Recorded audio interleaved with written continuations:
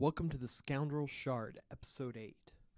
In this episode, I'm going to be looking at something that I don't normally do. I'm playing an aggro deck. I normally love control decks. I want decks that allow me to make favorable trades and over a long course of time, control the game.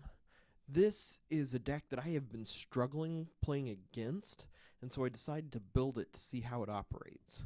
This deck is very focused on making early advances into the enemy territory and using minions that either have deep strike, as we see in the case of the shock trooper, or are summoned next to the hero, as we see in the case of the osprey soldier. All of this allows us to be very aggressive with our opponents. One of the things that I'm going to try to do in the Scoundrel Shard going forward is only look at games that I lost. I want to make sure that I focus on games where I can learn how to improve my gameplay and hopefully share those things with you. So let's get into the game. The Shock Trooper and the Pack Lord are a little overcosted for what we want. This deck is heavy on 2-drops. It wants to be able to completely drop its hand as it's moving forward. And as we see, we have pretty much the perfect opening hand. We have the early 1-drop that lets us move forward with a minion. We have 2 Osprey Soldiers that we can play later when we're over there. And we have the Wraith that we are going to be able to play forward and then move through terrain as needed. So we have everything we need in order to win this game. Now, our opponent is Sabine, and there are several Sabine aggro decks already in play, and Sabine has the highest capacity of any of the champions to regain health. That immediately puts us at a bit of a disadvantage.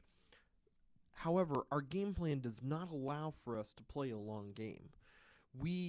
Building an army and trying to make favorable trades isn't going to work out. Our deck is designed to be in the face and doing as much damage as possible. So the only path to victory is to move in aggressively. We have a solid 2-drop, and it looks like they're struggling to find their 2-drop play here. And we see why. The Soul Taker is, especially facing what is obviously an aggressive deck, the Soul Taker is a risky play. It puts them immediately 3 life down, and we have to capitalize on it. Now, I am not 100% about my positioning here. I play the Osprey Soldier. I could have left him right here and not have him take the hit from the Soul Taker. The Osprey Soldier could have taken it, and then they would have had to choose between playing another dude or dropping or using their hero power to finish it off. However, unless they move, we won't be able to move our Wraith in to take the Soul Taker. I don't think it's necessarily a horrible play here. With the 1-drop dead to the Soul Taker, we know for sure that we will be able to move in to take out the Soul Taker for no damage. This here at turn 3, I believe, is the key to this entire game. We draw the Roar Strength. I believe my problem here is that I focused on having to clear the board, playing like a control player. There is a famous article called Who's the Beatdown, written by Mike Flores way back in 1999. It was about Magic at the time, but it has a very generalized approach to who is the aggressive deck and who is the control deck. And we are very clearly the aggressive deck here. Instead of using the strength to clear the board as I have done, even though it leaves me with 2 minions up, I should have taken the extra damage and gone for the face. If the Wraith had attacked face instead of attacking the 5/6, we would have been up. We would have had them at 10 damage at this point in the game. And I believe even though we're going to have to trade off another dude, that guy was trading anyway. He was going to have to trade. It would have been trivial at this point to walk up and finish the game. I really believe that one move is what completely lost this game, and it's something to really focus on.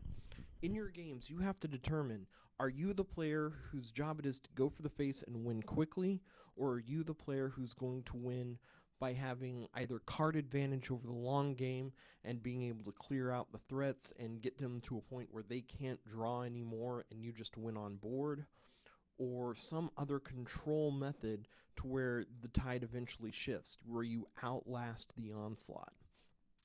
And in a game like this, it was very, very clear that we were the aggressive deck and that we needed to be going to face. This also tells us what we need to know in order to defeat decks like this.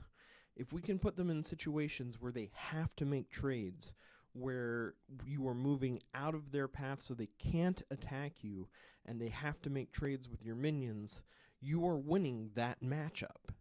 I have struggled greatly against the Juro decks that have been more popular since release. I think they're more popular because you can get in a lot more games with them, and the wins are very convincing when you get them, and they don't require a huge commitment into legendaries or epics.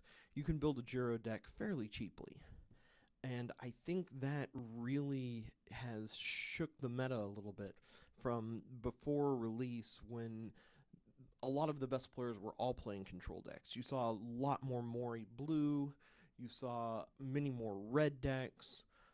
Now we're seeing kind of a shift, at least more yellow decks than I've seen in the past.